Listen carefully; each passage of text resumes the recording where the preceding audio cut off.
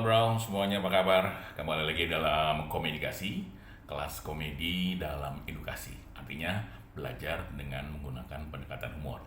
Ada beberapa hal yang tidak boleh dilakukan pada saat kita menggunakan humor di dalam kelas, yaitu kebanyakan humor. Apa maksudnya? Gini kira-kira. Ada kondisi dalam public speaking yang dikatakan sebagai over jokes atau kebanyakan bercanda. Ini terus terang memang akan melemahkan diri apa?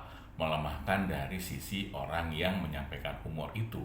Nah, kalau dalam kelas, kalau teman-teman kebanyakan humor, itu akan membuat yang nonton, bukan yang nonton ya, yang mengikuti kelas itu akan merasa ini kelas nggak serius ya. Nah, ini mungkin menjawab banyak pertanyaan nih dari banyak orang yang takut kalau dia kehilangan wibawanya.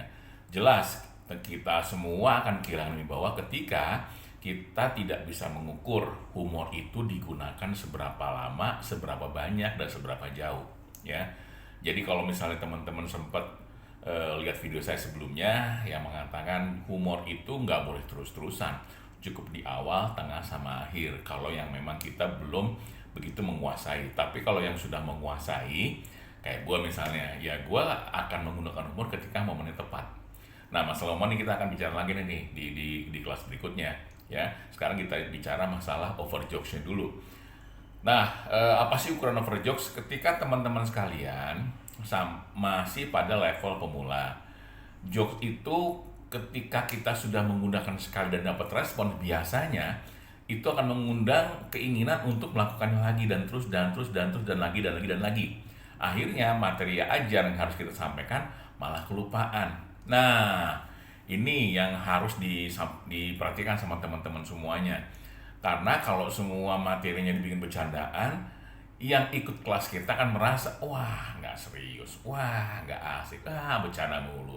Ya, itu akan jadi kondisi yang sama sekali nggak diinginkan sama banyak mahasiswa. Nah, yang bagus adalah ketika kita bisa merencanakan ada di sisi mana kita menggunakan jokes tersebut atau anekdot tersebut.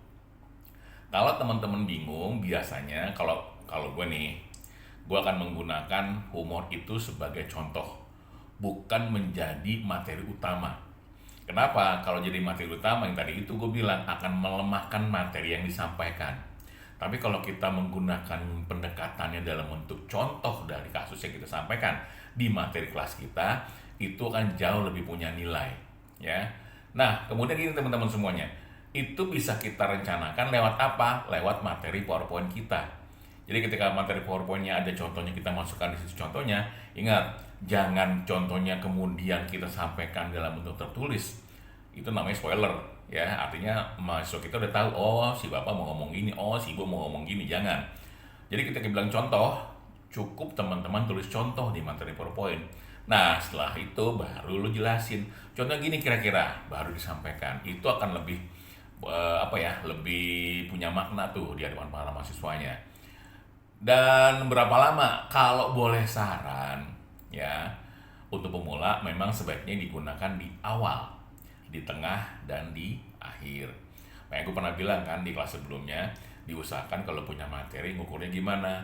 Coba lo ceritakan jokes tadi ke teman-teman lo atau ke orang-orang terdekat. Tanya lucunya sampai sejauh mana. Jadi lo bisa punya ukuran tuh menggunakannya di depan mahasiswa lo, ya. Hal lain yang paling penting untuk dipertimbangkan adalah teman-teman sekalian, jangan menggunakan humor yang bentuknya sarkasme. Seperti apa sih sarkasme itu? Ketika kita menggunakan cerita atau anekdot yang cenderung kasar, kita mesti bedain nih, biar gimana kelas itu adalah kelas yang semi formal. Jadi terlalu terbuka juga jangan, tapi terlalu tertutup juga jangan. Ada humor-humor yang sifatnya tongkrongan. Kalau humor-humor tongkrongan jangan digunakan lah dalam kelas. Ya, karena itu bisa menimbulkan mispersepsi di antara mahasiswa kita. Jadi gunakan humor atau anekdot yang cenderung aman. Memang ada baiknya sih. Di kampus itu ada kelompok dosen yang memaksimalkan humor dalam bentuk penyampaian materinya.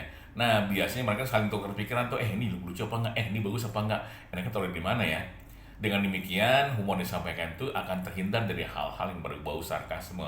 Teman-teman sekalian, beberapa mahasiswa memang senang sama yang sarkasme, tapi gue sih yakin ya bahwa sarkasme itu punya potensi market yang kecil, sedikit, bukan potensi market ya, potensi penikmat humor itu sedikit, nggak banyak ya.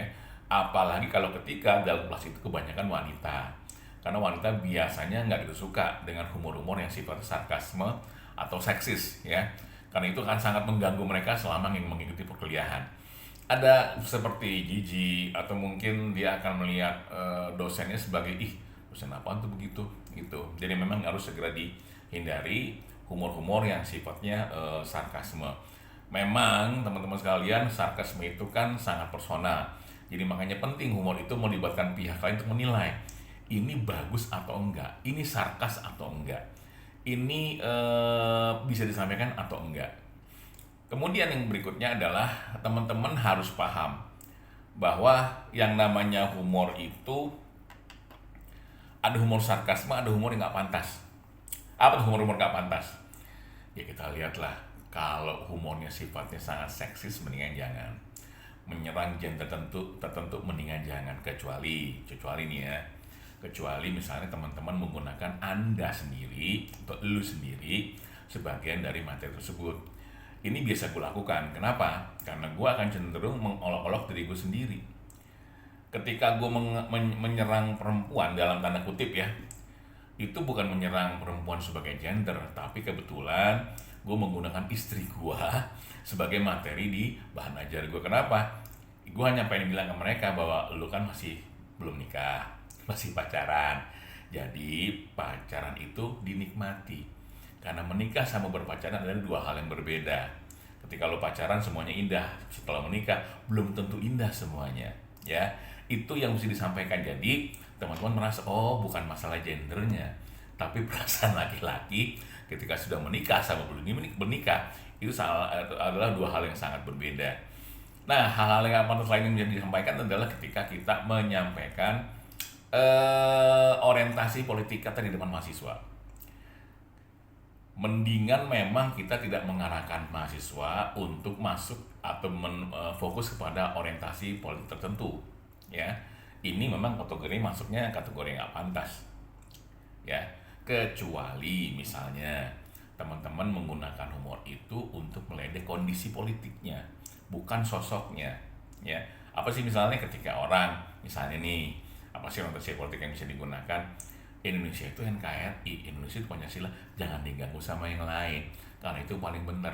Kalau sampai level itu nggak apa-apa, tapi kita kalau udah mulai menyerang pihak lain, merendahkan pihak lain, sesalah atau benar pun orang itu sebaiknya tidak digunakan, karena semua orang pasti punya pilihan yang berbeda. Hormati itu ya. Hal yang tidak pantas berikutnya adalah ketika kita menempatkan diri sebagai orang paling benar. Nah ini nih ya, orang yang paling benar, nggak bisa begitu. Beberapa kondisi mungkin dibenarkan, misalnya teman-teman adalah posisinya sosok yang paham terhadap suatu bidang.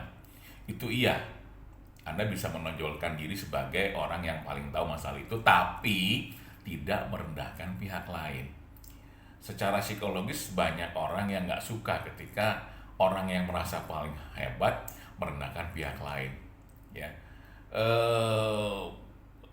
Beberapa pihak mungkin nggak setuju dengan ucapan gue mungkin, tapi ini kan pendapat gue sebagai orang yang tahu bagaimana cara menggunakan humor di depan mahasiswa. Jadi memang hal itu sebaiknya dihindari.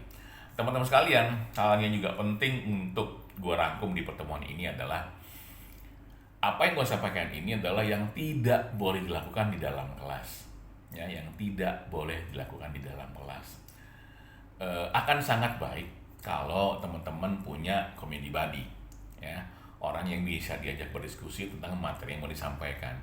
Itu sangat terbuka untuk itu ya.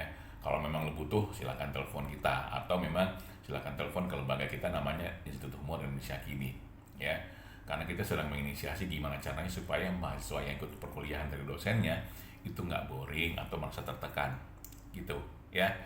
Teman-teman sekalian, terima kasih udah ikutin kelas ini, dan kita akan sampaikan kelas-kelas berikutnya dalam rangka bagaimana cara menggunakan humor di dalam kelas ya untuk mahasiswa dan juga level SMA. Kalau SD sama SMP maaf, gue belum bisa. Terima kasih.